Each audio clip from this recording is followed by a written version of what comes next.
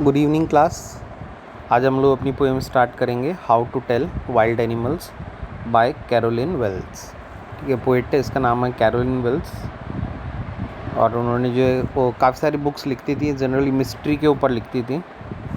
तो इनकी एक ये पोएम है, देखिए बिफोर यू रीड में लिखा है, this humorous poem suggest some dangerous way to identify और tell wild animals, read it aloud keeping to a strong and regular rhythm. ठीक है, अब देखिए इस पोएम में कैरोलिन वेल्स ने क्या बताया, उन्होंने ना डिफरेंट कैरेक्टर्स जो हैं वाइल्ड एनिमल्स के वो इसमें उन्होंने डिस्क्राइब करे, डिफरेंट वाइल्ड एनिमल्स के बारे में बताया और कैसे विद अ ह्यूमरस वे उन्होंने इस पोएम में ह्यूमरस जनरेट करा, उन्होंने ह्यूमर क्रिएट करा है। बुक कैसे कर रही है वो, इसमें वाइल्ड एनिमल्स हैं जैसे एशियन लायन है, बंगाल टाइगर है, बेयर है, और भी एनिमल्स वाइल्ड एनिमल हैं जो इसमें वो डिस्क्राइब कर रही है। और उसमें वो जो है उनको डिस्क्राइब करते हुए एक ह्यूमर क्रिएट कर रही है। जनरली क्या होता है जब हम वाइल्ड एनिमल्स के बारे में पढ़ते हैं तो लोग उनके जो डेंजर्स होते हैं, जो उनके खतरनाक चीज़ें होती हैं उनके बारे में बताते हैं।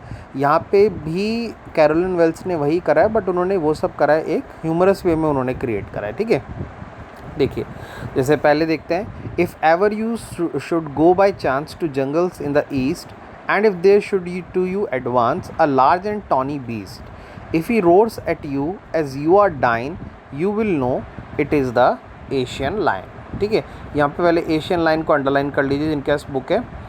देखिए अब यहाँ पे बोलते हैं if ever you should go by chance to jungles in the east, तो पोएटिस यहाँ पे कह रही हैं कि अगर आप जो ईस्ट की साइड जंगल्स हैं, जो हमारे मतलब नॉर्थ ईस्ट कह सकते हैं, या जो ईस्ट की साइड जंगल से कहते हैं, अगर आप उस तरफ जाते हैं तो उसमें वो बताते हैं कि वहाँ पे आपको क्या मिलेगा, वहाँ जंगल्स में ईस्ट की तरफ आपको मिलेगा, मतलब and if there should to you advance, और आप वहाँ ईस्ट की तरफ अगर आगे बढ़ते हैं तो a large and tawny beast, tawny underline करिए, टॉनी का मतलब होता है इट्स येलोइश ब्राउन कलर। तो कहता है वहाँ पे आपको एक बड़ा और येलोइश ब्राउन कलर का जो है एक एनिमल मिलेगा। बीस्ट जनरली मॉन्स्टर्स के लिए या वाइल्ड एनिमल्स के लिए यूज़ करते हैं, तो कहते हैं वहाँ पे एक लार्ज टॉनी वाइल्ड एनिमल मिलेगा। And if he roars at you as you are dying, roar का मतलब होता है दहाड़ना, और कहते हैं अगर वो आपकी तरफ दहाड़ रहा है तो वो इतनी तेज़ दहाड़ता है, वो इतनी मतलब डरावनी तरीके से दहाड़ेगा कि आप उसकी दहाड़ सुन के जो है आप मर सकते हैं। And you will know it is the Asian lion, तब आपको समझ में आएगा कि वो क्या था, वो एक एशियन लायन था। ठीक है, अब इसमें ह्यूमर क्या क्रिएट हुआ कि भैया तो सीधा सीधा उन्होंने बता रखा है। ह्यूमर लास्ट की 2 लाइन्स में वो क्रिएट करते हैं, बोलते हैं जब वो आपकी तरफ दहाड़ेगा और आप क्या हो सकते हैं, आप उससे you can die out of fear, आप डर की वजह से जो उससे मर सकते हैं, तब आपके समझ में आएगा कि आपने किसको एनकाउंटर करा, आपका आमना सामना किससे हुआ है, आपका आमना सामना एक एशियन लायन से हुआ है। तो यहाँ पे ह्यूमरसली उन्होंने एक्सप्लेन करा है कि एशियन लायन जो है वो क्या कर सकता है, एक पर्सन को किल कर सकता है, कैसे, इवन बाय रोरिंग। तो जब पर्सन मतलब मरी जाएगा तो उसको क्या समझ में आएगा, तो ह्यूमरस उन्होंने यहाँ पे यही क्रिएट करा है कि जो एशियन लायन है वो क्या कर सकता है, वो अपनी रोर से, अपने दहाड़ से सामने वाले पर्सन को मार सकता है। ठीक है, दोबारा देखिएगा फर्स्ट पैराग्राफ, वो बोलते हैं if ever you should go by chance to jungles in the east, कहते हैं कभी भी अगर आपको मौका मिलता है और आप ईस्ट के जंगलों की तरफ जाते हैं, and if there should to you advance, और अगर आप वहाँ पे आगे की तरफ बढ़ते हैं तो आप वहाँ क्या पता लगेगा आपको, a large and tawny beast, तो आपको वहाँ पे क्या मिल सकता है, एक लार्ज और येलोइश स्किन ब्राउन कलर का आपको वहाँ पे एक एनिमल या वाइल्ड एनिमल आपको मिल सकता है। And if he roars at you as you are dying, और कहते हैं कि अगर वो क्या करता है, अगर वो आपकी तरफ रोर करता है, आपकी तरफ दहाड़ता है, तो इतना स्ट्रांगली करता है कि आप जो है डर के मारे मर सकते हैं उसकी दहाड़ सुन के। एंड इट मीन्स, इसका मतलब क्या आता है, it means that you met with an Asian lion, या you encountered with an Asian lion, कि आपका आमना सामना किससे हुआ है, एशियन लायन से आपका आमना सामना हुआ है। क्लियर यहाँ तक? चलिए सेकंड पैराग्राफ में वो दूसरा एनिमल वो डिस्क्राइब करती हैं, कहती हैं और if some time when roaming round a noble wild beast greets you with black stripes on a yellow ground, just notice if he eats you, this simple rule may help you learn the Bengal tiger to discern। अढ़ाई करे डिसन, डिसन का मतलब होता है recognise करना। ठीक है, तो यहाँ पे वो एक्सप्लेन करती है कि अगर आप जंगल में उधर घूम रहे हैं और आप एक रॉयल क्लैन को बिलोंग कर, मतलब वो एक एनिमल है जो किसी रॉयल क्लैन को बिलोंग करता है, यानी और if sometime when roaming round a noble wild beast greet you, noble किसके लिए यूज़ कर रहे हैं यहाँ पे, उस वाइल्ड एनिमल, कहते हैं एक आपको नॉबल रॉयल क्लैन वाला या नॉबल तरीके से रहने वाला एक वाइल्ड एनिमल आपको वहाँ पर मिल सकता है। कहाँ पर? जब आप जंगल में इधर उधर घूम रहे होंगे। और उसकी कलर कैसी है? The colour of its skin is yellowish with black strips, मतलब उसका जो बैकग्राउंड है वो बैकग्राउंड तो कैसे कलर का? वो येलो कलर का, और उसके ऊपर जो है ब्लैक कलर की स्ट्रिप्स हैं या धारियाँ जिसको कहते हैं, तो उसके ऊपर धारियाँ हैं। And just notice if he eats you, ये उन्होंने यहाँ पे ह्यूमर क्रिएट करती है। वो कहती है कि आप नोटिस करोगे कि उसने आपको क्या कर दिया है, मार दिया है, और जब वो आपको खा रहा होगा तब आप ये चीज़ नोटिस कर पाओगे। क्या नोटिस कर पाओगे? कि उसका बड़ा अच्छा सा येलो बैकग्राउंड है और उसके ऊपर जो है ब्लैक कलर की धारियाँ हैं। तो ह्यूमर यही क्रिएट हो रहा है, मतलब इंसान मरता हुआ डर रहा होगा या भागेगा या मरी गया होगा तो उस टाइम क्या नोटिस करेगा। पर वो कहते हैं जब तुम इतने पास हो गए ना उसके, तब तुम जो है ठीक से उसको देख सकते हो कि उसका क्या है, येलो कलर का बैकग्राउंड है और उसके ऊपर ब्लैक कलर की स्ट्रिप्स है। और तब इसका मतलब क्या है? इसका मतलब ये है कि आपने पक्का किसको देखा है? आपने पक्का जो है बंगाल टाइगर को देखा है। ठीक है, तो यहाँ पे जो ह्यूमर क्रिएट करा है इसको जनरली डार्क ह्यूमर कहते हैं। तो यहाँ पे उसने ये एक्सप्लेन करने के लिए डिस्क्राइब करा है कि टाइगर जो है वो कितना ख़तरनाक है, मतलब वो किसी पर्सन को देखता है तो छोड़ता नहीं है, वो सीधे उसको जो है मार के खाना शुरू कर देता है। तो यहाँ पे जो है ये इसको वाइल्ड एनिमल है, तो ऐसा वाइल्ड एनिमल ही डिटरमाइन करने की कोई ऐसे ज़रूरत नहीं है खास।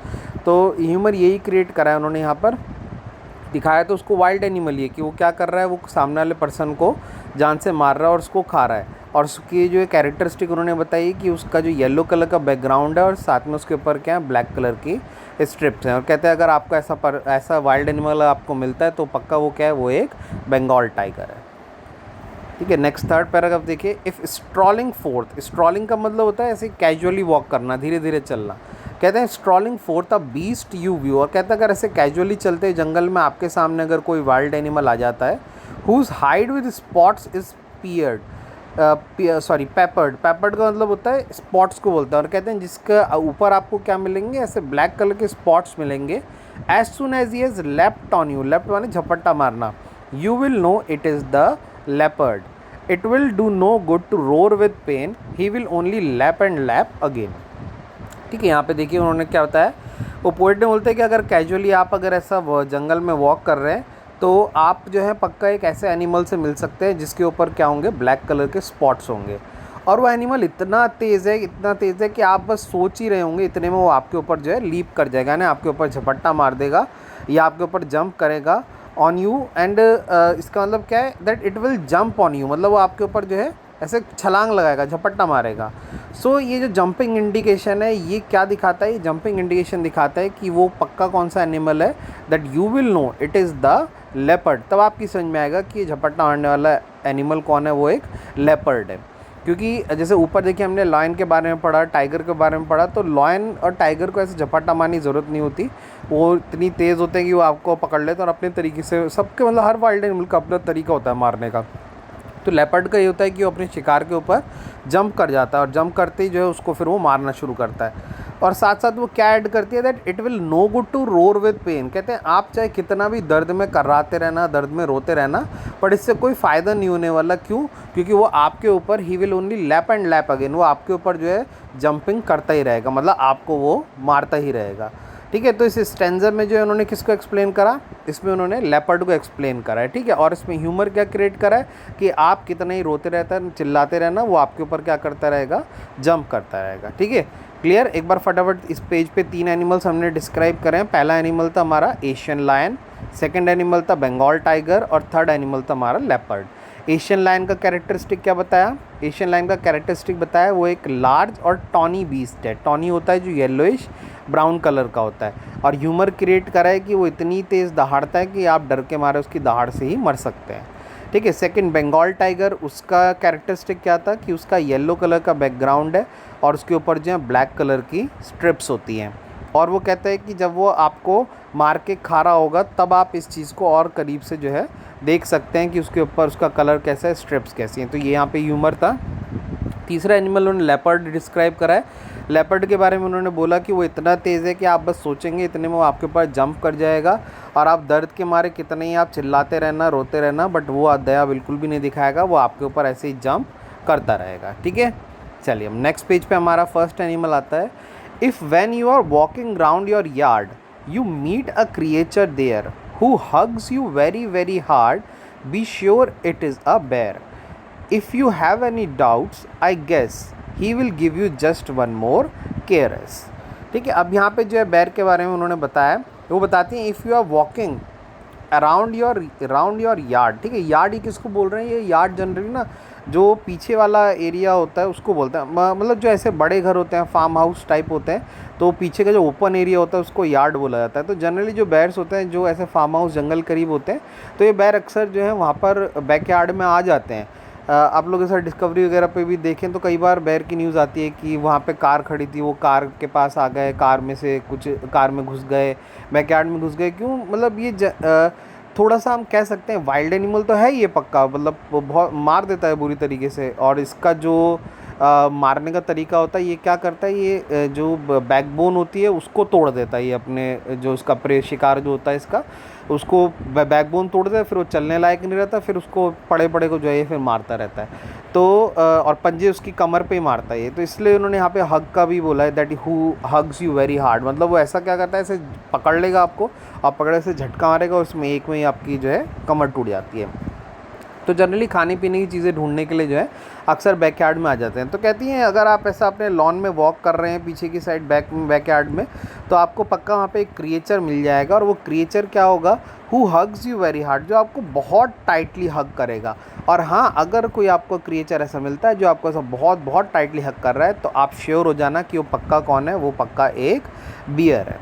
तो शी फर्दर क्या ऐड करती है उसमें कि अगर आपको अभी भी डाउट है रिगार्डिंग उस एनिमल को, तो ईजीएस्ट वे क्या होगा कि वो आपको जो है ऐसे ही हग करता रहेगा और टच करता रहेगा वेरी जेंटली. ठीक है, so be sure it is a bear. If you have any doubts I guess he will give you just one more caress. ठीक, केयरस का जो मतलब है यहाँ पे, वो केयरस का मतलब ही जेंटली है, कि एक जेंटल टच को बोलता है. तो यहाँ पे ह्यूमर क्या क्रिएट करा है उन्होंने, ये जो जेंटल टच है यही ह्यूमर उन्होंने यहाँ पे क्रिएट करा है. कहते हैं कि अगर आप ना, जब आपको वो पहली बार हक करे और आप उसकी आइडेंटिटी से मतलब आपको डाउट हो कि ये सच में बेयर है क्या वाइल्ड है, मुझे तो लगता नहीं वाइल्ड है, तो इतना हक कर रहा है, तो कहते हैं फिर देखना जब वो तुम्हें दूसरी बार और जेंटली टच करके हक करेगा ना, तब तुम्हें पता लगेगा. तो ह्यूमर है यहाँ पे कि वो जेंटली हग नहीं करता है कि ऐसे आओ और गले मिले, ऐसे कभी नहीं करता है. वो तो क्या करेगा, वो तो बहुत बुरे, वो तो पहली बार में ही आपको मार देगा. तो दूसरी बार हक करने में तो कोई बचेगा ही नहीं. तो इसलिए उन्होंने बोला है कि who hugs you very very hard be sure it is a bear. जब आपको हक करेगा ना बहुत टाइटली, तो समझ जाना कि वो एक बेयर है. और फिर भी अगर आपको डाउट है, if you have any doubt I guess he will give you just one more caress. अगर आपको तब भी डाउट होता है, तब मैं गेस करती हूँ कि वो पक्का आपको क्या करेगा, जब आपको एक और केयरस देगा तब आपको उसका आइडेंटिटी बारे में बिल्कुल क्लियर हो जाएगा, यानी आपको पता लग जाएगा वो क्या है, एक बेयर है. क्लियर. अब नेक्स्ट पैराग्राफ में इसमें दो वाइल्ड एनिमल को एक साथ डिस्क्राइब करा है. बोलती हैं दो to distinguish beasts of prey a novice might nonplus the crocodile you always may tell from the hyena thus hyenas come with merry smiles but if they weep they are crocodiles. ठीक है, तो यहाँ पे पहले meaning लिख लीजिए. Novice का मतलब होता है जो एक नया होता है, एक न्यू पर्सन होता है, फ्रेशर जिसको कह सकते हैं. ठीक है, और नॉन प्लस होता है जो कंफ्यूज्ड होता है. तो यहाँ पे देखिए उन्होंने हाइना और क्रोकोडाइल के बारे में डिस्क्राइब करा है. अब दोनों के बारे में आपने खैर इसके जो क्रोकोडाइल के बारे में आपने सुना होगा, घड़ियाली आंसू कहते हैं कि घड़ियाली आंसू मत बहा. ठीक है, क्यों, वो क्रोकोडाइल जो है ऐसा आंसू बहाता है, बट वो उसके आंसू जो हैं वो नकली होते हैं, वो झूठ मूठ के होते हैं. ऐसी जो हाइना होता है ना, हाइना बोलते हैं लक्कड़ बग्गे को.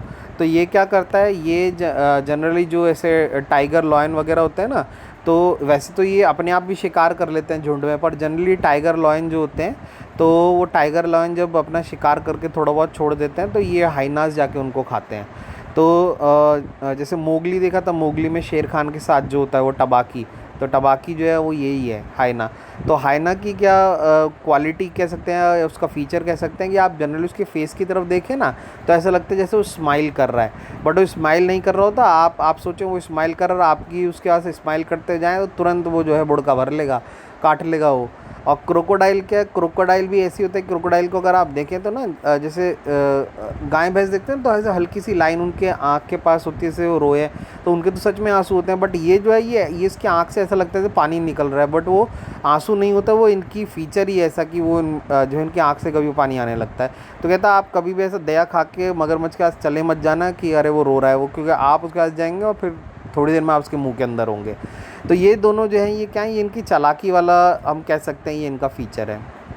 तो यहाँ पर जो है ना पोएट ने यहाँ पे डिस्टिंग्विश करने के लिए यानी उनको डिफ्रेंशिएट करने के लिए उन्होंने बताया यहाँ पे कि वो बताते हैं कि अगर कोई a novice might nonplus, यानी कि दो to distinguish beast of prey, यानी अगर इन बीस्ट ऑफ प्रे यानी इन वाइल्ड एनिमल्स को अगर मैं डिस्टिंग्विश यानी डिफ्रेंशिएट करूँ तो एक नोविस ना पक्का क्या हो जाएगा, कंफ्यूज जाएगा। नोविस यानी कोई अगर मतलब एक फ्रेशर है इस जॉब में, वाइल्ड एनिमल्स को पहचानने वाली जॉब में, तो पक्का वो इनके फीचर देख के क्या हो जाएगा, कंफ्यूज हो जाएगा। उसको लगेगा अरे हाइना तो बेचारा स्माइल कर रहा है यार, ये कहाँ वाइल्ड है, या क्रोकोडाइल तो बेचारा बड़ा दुखी है, रो रहा है, ठीक है। तो ऐसे वो कंफ्यूज जाएगा, ये बताना चाहते हैं कैरोलिन।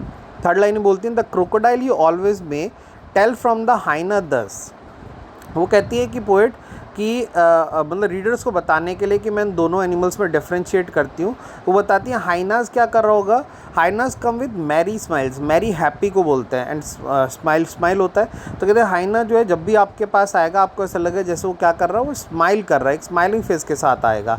और जहाँ तक मैं क्रोकोडाइल की बात करूँ, if they weep they are crocodile, जहाँ तक क्रोकोडाइल की बात करूँ तो कैसे आएंगे, it was always in tears. तो वो हमेशा कैसा आएगा, वो हमेशा आपको ऐसा लगेगा कि जैसे वो हमेशा वो टीयर्स में आ रहा है या रोता हुआ आ रहा है। पर both of these animals are dangerous, दोनों ही क्या है, दोनों ही बहुत ज़्यादा खतरनाक है, ठीक है। तो इस पैराग्राफ में उन्होंने दो एनिमल के बारे में डिस्टिंग्विश करा है, एक हाइना के बारे में, क्रोकोडाइल के बारे में, और उन्होंने सेकंड लाइन बोला है कि अगर कोई फ्रेशर है इस जॉब में यानी इस वाइल्ड एनिमल्स को पहचानने वाली जॉब में, तो पक्का क्या हो जाएगा, वो कंफ्यूज हो जाएगा इन्हें देख के। क्यों, जहाँ तक कहती है मैं क्रोकोडाइल और हाइना के बारे में आपको बताऊँ, हाइना हमेशा कैसे आता है, मैरी स्माइल के साथ आता है, क्रोकोडाइल जो है वो टीयर्स के साथ आता है। बट दोनों ही क्या होते हैं, दोनों ही डेंजरस होते हैं, क्योंकि दोनों ही वाइल्ड एनिमल है, ठीक है। तो ह्यूमर यहाँ पे उन्होंने यही क्रिएट करा है, स्माइलिंग फेस वाला और जो है टीयर्स वाला, और ऊपर बैर के लिए जो ह्यूमर था वो था उसका हग करने वाला स्टाइल जो था, ठीक है। नाउ लास्ट पैराग्राफ में बताते हैं अ ट्रू कैमेलियन इज स्मॉल। अच्छा, ये जो कैमेलियन है ये कैमेलियन भी होता है और इसको चैमेलियन भी कहते हैं, ठीक है। सो प्रोनाउंसिएशन में कोई प्रॉब्लम नहीं, वैसे कैमेलियन बोले, कैमेलियन ज़्यादातर बोलते हैं, तो आप चैमेलियन बोलेंगे तो कोई मतलब गलत नहीं है, वो बोलते हैं कुछ लोग चैमेलियन भी बोलते हैं। So a true chameleon is small a lizard sort of thing. Chameleon बोलते हैं बेटा गिरगिट को, गिरगिट की क्या क्वालिटी है, वो जो है रंग बदलता है, उसको गिरगिट बोलते हैं। And he hasn't any ears at all and not a single wing, if there is nothing on the tree it is the chameleon you C.